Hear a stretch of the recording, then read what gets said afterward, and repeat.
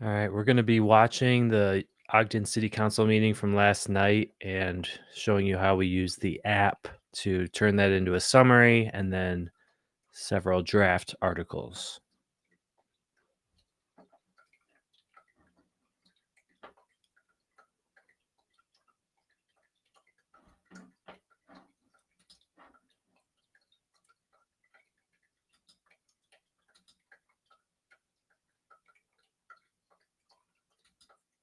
Lorenzo Long will be here with Ogden School, the Ogden School District in Weaver State on the Idle Free Month. And then we have a recognition. I think Councilmember Blair, we've got you reading that. And then Diana Lopez will be here as a request to be on the agenda to talk about Citizens Police Academy. With the chief here, Chief Matthew here, Yeah, for the Miracle Heart Life-Saving event, are you going to say anything or do anything before? I think before we get into watching the video, I'm just going to quickly run this through the summarizer. So let's switch over the screen share to a new window. We're going to go to the Public Meetings app. So if I replace the screen share with Public Meetings app, hopefully you can see what I'm working with here. So you drop the YouTube URL in there, and then we're going to take the meeting agenda. You can get this on the local government site, or you can just kind of do a shortcut and use the description sometimes. And, just anything you can throw in there, the title of the video will help the AI process this. And then we've got show transcript. The app we've built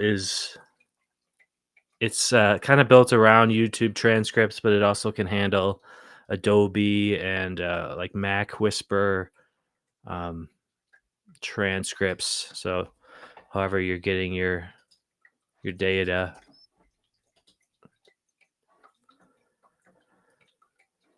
This is just a intermittent page. You don't really need to do much here on the first pass. I can come back to this page and do a custom prompt later once I know what the topics are. That's kind of the way I look at it. But if you knew, that you wanted to focus on a specific topic in the agenda, you could tell it that on the first pass. I just think it's interesting to see what it comes up with without any prompting, and then you can always go back. So this is about almost a 2-hour meeting, and this is the outline that it came up with for topics and subtopics. It's just the main topics are bold. It's got a copy of the transcript here, just for reference. And this would be the point where, it might make sense even on the first pass to say, give me an, append a 500-word newspaper-styled article to the end of the summary on the Canyon Waterline Public Involvement Review topic. I would just quote it directly. But I'm just not going to bother doing that right now. We'll just go straight through to the summary.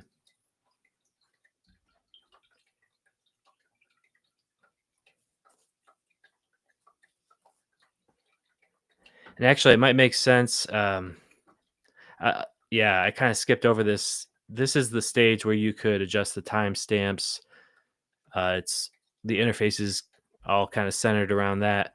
Looks like we had an error with that, so that's okay. We can come back here and just start with showing you how the timestamps work.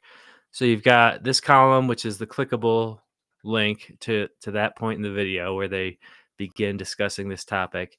And then in this column, you've got an editable field that has the same time in it. If you change that at all, then it's going to flag it as unsaved, and you just need to hit enter, and then this clickable link will update. So you got to hit play to get it started, but once you hit play, you could just click through the timestamps and it'll just jump right to those points. Until you click play, it's really just, it's continuing the behavior of whatever it was doing. So it's paused now, It's not going to start by clicking the time, but I can jump Work session. around very easily after Thanks. I Yeah. start it. So Work session. so now let's give it a quick QC and just basically listen through. This is pretty much the main QC page right now. So we'll just listen through each timestamp and make sure it kind of lines up with what we're seeing here. Work session now with the 2019 to 2024 strategic plan report. Tracy has something she'd like to Oh, say. Tracy's got something. Sorry, Tracy. Notice on the agenda, one of the items doesn't have an ordinance number listed. I have that ordinance number if you want. I would like that. Yes. It was item 8A. The proposed ordinance number is 2025-7. Thank you for catching that. Perfect. Okay, our strategic plan report. Janine, you'll lead us off on this. Okay, and he just said it. I mean, it probably would have been a little bit better to just start right at 11:00, let's say 11:07. So we can update the timestamp. 5, let's say, save it and then just check Okay, it. our strategic plan report. See, that's what you really, that's what I like, is to have the first thing that they say basically as close to the title of that topic as possible. And that's what we have there. Janine, you'll lead us off on this, and then we'll invite Jake Subi, our police chief, and then Mike Matthew, our fire chief, and then Justin Anderson, public service.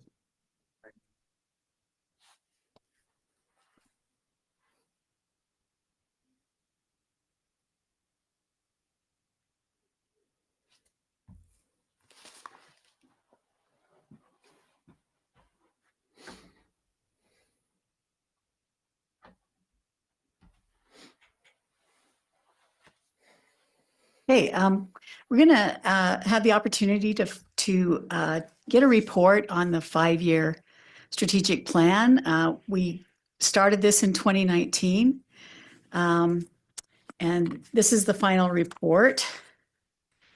Because we didn't want to take all of the time in one work session to cover all of the strategic directives that were established in the plan. We were going to do this over 3 weeks.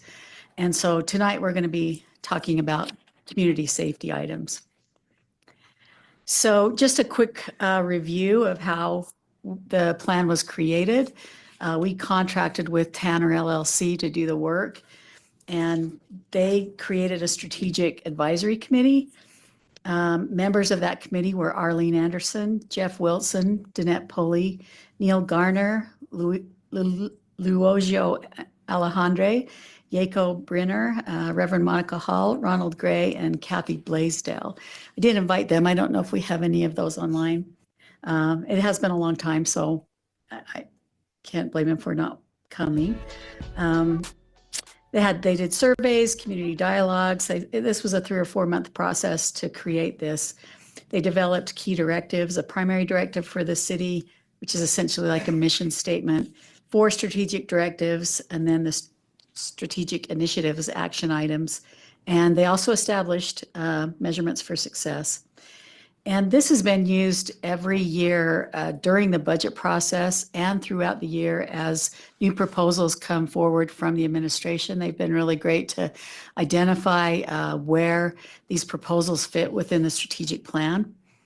And I think it's been very helpful for the council.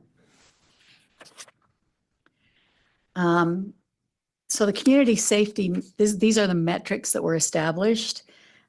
So it goes beyond crime rates, although that's part of the metrics because it includes infrastructure, sidewalks, street pavement, lighting, but even water operations. When you think about that, as part of safety, how important that is, and recreation when playing, the safety that's important for that.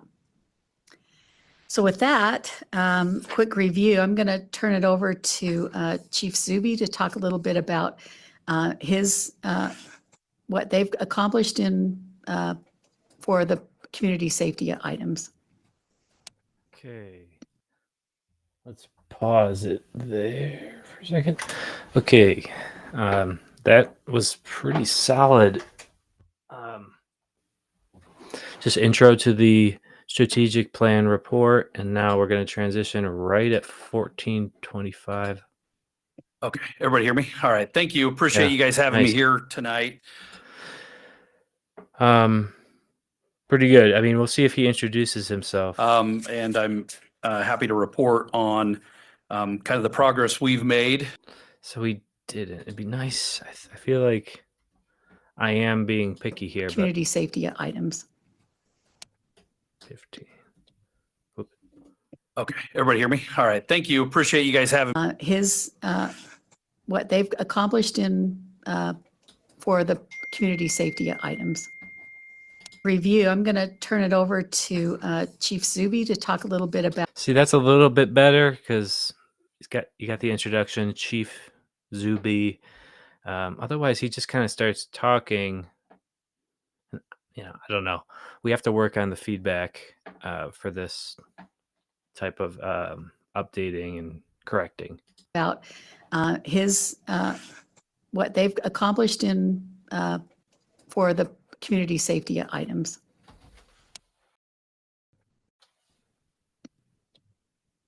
Okay, everybody hear me? All right, thank you. Appreciate you guys.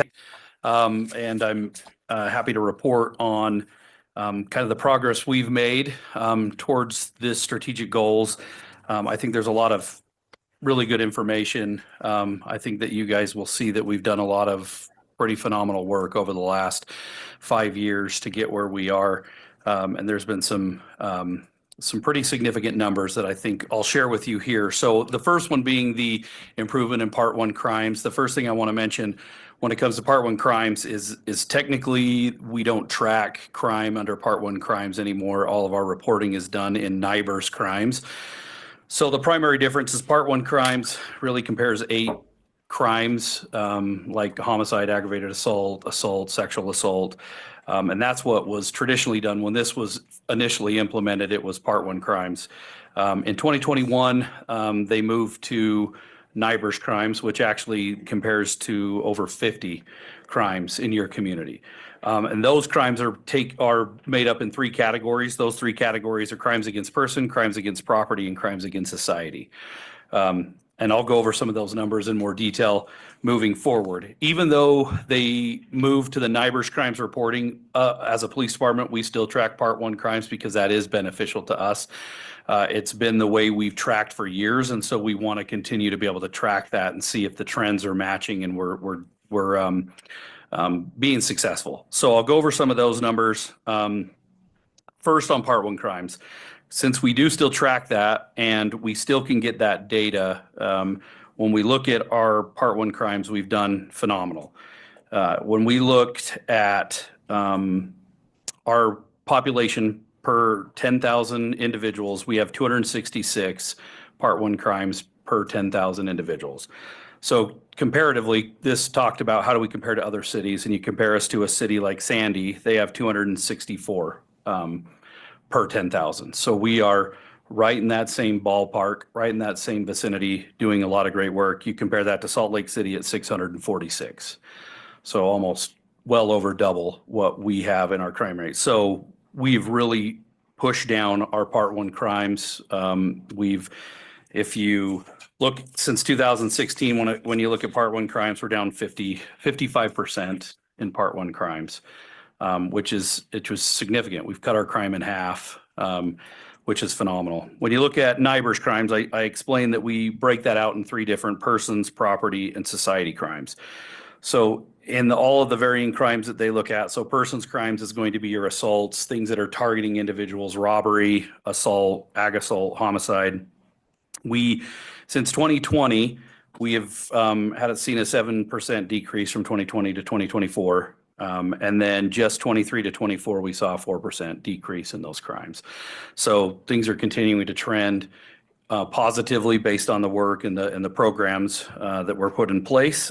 Property crimes, which this one is significant, and this one really has driven our numbers down. So property crimes is anything larceny, theft, burglary, all of that.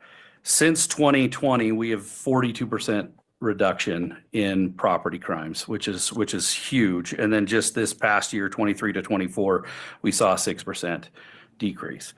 So on the other flip side of this is society crimes. We are our own worst enemy when it comes to society crimes, because those crimes are often crimes that we detect and arrest on our own. Drug crimes.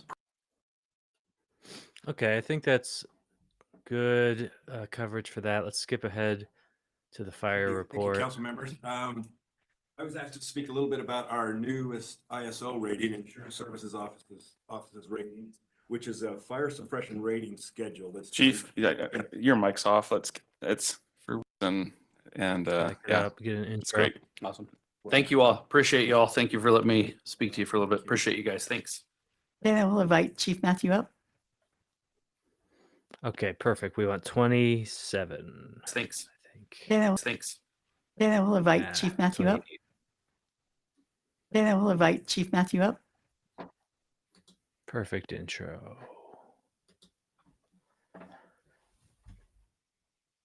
Thank you, council members. I was asked to speak a little bit about our newest ISO rating, Insurance Services Office's rating, which is a fire suppression rating schedule. That's Chief, your mic's off. It's for whatever. There we go. Okay, sorry. Brand new. Do you know how many licks it takes to get to the center of a Tootsie Roll? Bart, if you let everybody know, it's this many. Okay. Anyway, the fire suppression rating schedule is done by the Insurance Services Office. It's a national effort to try to give a rating scale to fire department capacity so insurance companies can use that to help determine insurance ratings. Now, I need to say that this doesn't have a whole lot to do with wildland firefighting, which we'll address a little bit later. But in terms of structural firefighting, that's what they're looking for. And so one of the things that happened this last rating, it's first time ever, and I know of in Ogden Fire's history, that we ever moved above a rating of a 3 and we moved into a 2. It's percentage score. We achieved just above 83 points. In order to get to a 1 would require 90 points. The 83-point scale, it's a scale that's predicated on the communication systems that we have in place within the 911 center, communicating with the responders, and all the backup portions of that. The water supply, that's 10% of the rating. 40% of the rating is the water supply system, the hydrant distribution system, and the hydrant and inspection program that we have. We did extremely well in both of those areas. Matter of fact, in the communication system, we got full credit for all of it, and that was great. The 10% portion. Did extremely well in the water, and we very much appreciate Justin and the water department, Brady and his folks. We've got a great partnership. Had a great situation this week. Matter of fact, we found a situation that we averted a problem where a water valve had inadvertently been left turned off into a supply area, to a dead end area of the community, because typically when they repair water leaks, they have to turn valves off and then have to turn them back on. And sometimes, they might not have got the one completely back on. They found that when we were doing some hydrant testing, and that was great because water department checked that out. The valve wasn't completely open, reopened it, and the hydrant was now serviced again. So we averted a problem that had we had a fire and not have any water, we would have all not very good. So we appreciate that relationship we have in the water department. In terms of fire ratings, we did extremely well in all of the categories. The 3 or 4 areas that we could improve upon to try to get us to a 1 would take significant investment not only in equipment but in personnel, in additional ladder companies and additional personnel to the tune of like 9 or 12 additional personnel to really get to the point where we could compete for achieving that #1 rating. Now, the thing to keep in mind is 39,000 fire departments were rated or have been rated on this scale across the country. And within this, only 2,500 are either a 2 or a 1. The ones that are a 1, only 500. Some of those places are in highly densely populated areas where they have a very, very robust fire department with a whole lot of money and capability to provide those services. For us to get to a 2, that's pretty significant where we've always existed in the mid to lower 3 area. So we've made significant improvements in some of the areas that we can make improvements in, such as training. That we can affect how we record records related to training, how we are capable, the capabilities that we have due to our mutual aid and automatic aid. The one thing to keep in mind with those is it's like one in the bush versus one in the hand, or two in the bush versus one in the hand, in that we're borrowing from a neighbor, and we get credit, but we don't get as much credit as our standalone asset or resource. Obviously, we'd have complete control over it. So as you can see, that's a rate based on full capability of what we can bring to the table. What I'm proud to tell you is that if you look around, aside from sensitive subject buildings under construction, you don't hear much about fires in Ogden. Since the building under construction burned, we've had 2 structure fires, and you probably haven't heard much about it. It's because the one was a house that was stopped at room and contents in the basement, and the second one was at a storage facility with adjacent businesses who stopped at that storage facility, that storage unit. And so that's a result of our communication system working, quick response, water system being there when we need it, and firefighters that know what they're doing when they arrive. Thanks. Yeah. Thank you, Janine.